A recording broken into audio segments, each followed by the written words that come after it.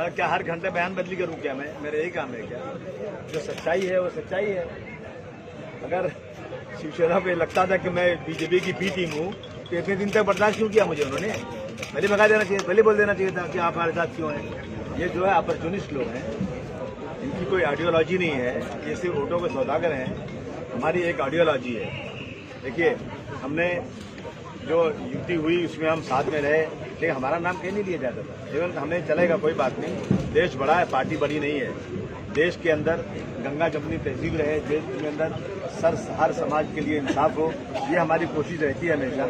और इस इलेक्शन में भी जब सीटों का बंटवारा हुआ, हमें कभी नहीं बुलाया गया, हमने उसको बर्दाश्त किया, हम कुछ नहीं बोले। वो कहते हैं अखिलेश जी एक अच्छे आदमी है। अखिलेश जी खुद गए धुलिया में, मालेगांव में, उन्होंने देखा, सीटों का अनाउंसमेंट किया, कहीं भी ये अलायंस के लोग एक भी चुनकर नहीं आए, लेकिन वहां भी इन्होंने अखिलेश जी की इज्जत नहीं रखा, कुछ बात भी नहीं किया एक बार भी। और हमें 2 सीटें जो छोड़ा उस पर भी हमसे कोई बातचीत नहीं, कि हमको बुलाया नहीं कभी, हमने न्यूज के माध्यम से सुना ये चीजें। और अब जब ये लोग, इनकी सीटें कम आई तो शिवसेना के लोग बोलते हैं हमारा हिंदुत्व का मुद्दा चलेगा, अपने वर्करों को बोलते हैं हिंदुत्व के मुद्दे पर तैयार। अरे आपने एक बार कहा था कि 30 साल तक हम गलत लोगों के साथ थे, अब हम सेकुलर पार्टियों के साथ रहेंगे, हम आपके साथ थे।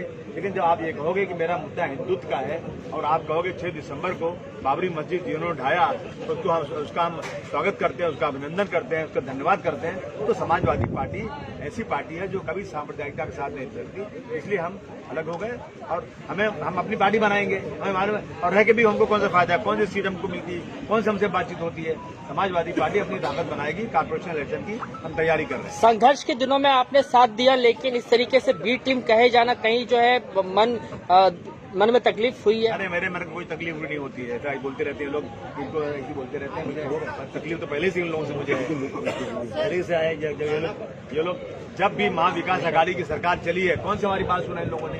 कई बार कहा जो एक कानून बना दो हेट स्पीच के ऊपर, जो लोग भी मजहब की बात करते हैं तो एक सख्त कानून बनाओ, उस पर तैयार नहीं। हम 5% रिजर्वेशन की बात हुई थी, उन्होंने खुद किया था, वो भी नहीं दिया उन्होंने, तो कौन सी बात मानी? शिवसेना ने बेलगाम को केंद्र शासित राज्य बनाने की मांग की है। बेलगाम को केंद्र शासित राज्य बनाने की मांग की गई है।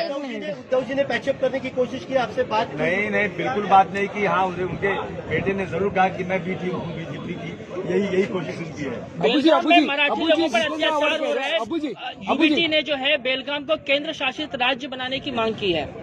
नहीं, मैं समझता हूँ कि ये कोई मतलब ही नहीं हुआ कि बेलगाम को केंद्र शासित बना जाए। उसमें जो भी कुछ जाति हो रही है उस पर बात करना चाहिए, मुख्यमंत्री से, प्रधानमंत्री से बात करना चाहिए। सरकार उनकी चारों तरफ है।